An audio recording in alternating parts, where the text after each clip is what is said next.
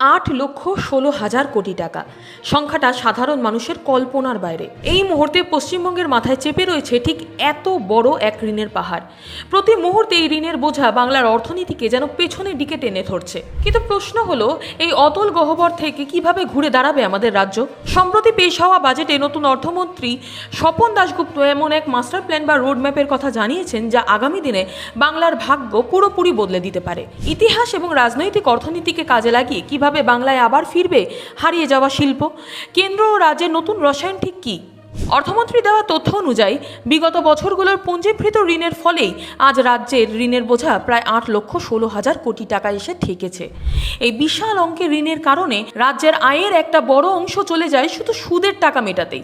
ফলে রাস্তাঘাট তৈরি, পরিকাঠামো উন্নয়ন বা নতুন কর্মসংস্থানের জন্য প্রয়োজনীয় পুঁজির অভাব দেখা দেয়। সাধারণ মানুষের মনে একটাই প্রশ্ন, এই পরিস্থিতি থেকে কি আদৌ মুক্তি সম্ভব? অর্থমন্ত্রী স্বপন দাশগুপ্ত কিন্তু আশার আলো দেখিয়েছেন এবং তিনি স্পষ্ট করেছেন যে শুধু ধার করে বা পপুলিস্ট স্কিম চালিয়ে একটি রাজ্য দীর্ঘদিন চলতে পারে না। বাংলাকে বাঁচাতে গেলে চাই স্থায়ী সমাধান। তাহলে উপায় কি? অর্থমন্ত্রী স্বপন দাশগুপ্ত একজন প্রখ্যাত ইতিহাসবিদ এবং সাংবাদিকও বটে। তিনি তার এই অভিজ্ঞতাকেই কাজে লাগাতে চাইছেন। তিনি জানিয়েছেন, অর্থনীতি কেবল কিছু সংখ্যার হিসাব বা অ্যাকাউন্টেন্সির খেলা নয়, এর সাথে জড়িয়ে রয়েছে পলিটিক্যাল ইকোনমি বা রাজনৈতিক অর্থনীতি এবং ইতিহাস। বাংলার একটা গৌরবময় শিল্পায়নের ইতিহাস ছিল, কিন্তু গত কয়েক দশকে নানাবিধ রাজনৈতিক কারণে সেই শিল্প রাজ্য থেকে দূরে সরে গেছে।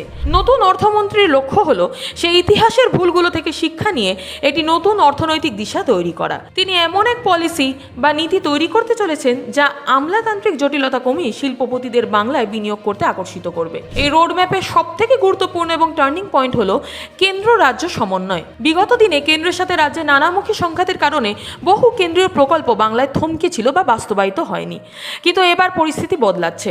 অর্থমন্ত্রী দায়িত্ব নেওয়ার পরেই কেন্দ্রীয় অর্থমন্ত্রী নির্মলা সীতারামন এবং প্রখ্যাত অর্থনীতিবিদ অশোক লাহিড়ির মতো ব্যক্তিত্বদের সাথে উচ্চ পর্যায়ের বৈঠক করেছেন। অর্থমন্ত্রীর কথায়, কেন্দ্রীয় প্রকল্পগুলোকে পশ্চিমবঙ্গে সঠিকভাবে এবং 100% কার্যকর করাই এখন আমাদের প্রধান লক্ষ্য।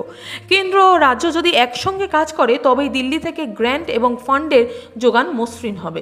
এর ফলে একদিকে যেমন রাজ্যের উপর থেকে আর্থিক চাপ কমবে, ঠিক তেমনই পরিকাঠামো উন্নয়নের গতি বহুগুণ বেড়ে যাবে। নতুন সরকারের এই সমস্ত পরিকল্পনার শেষ গন্তব্য কিন্তু একটাই, বাংলায় নতুন করে শিল্প ফিরিয়ে আনা। ক্ষুদ্র, মাঝারি ও ভারী শিল্পের বিকাশ ছাড়া রাজ্যের যুব সমাজের কর্মসংস্থান নিশ্চিত করা অসম্ভব। এই সত্যিটা নতুন বাজেট অত্যন্ত গুরুত্বের সাথে স্বীকার করেছে।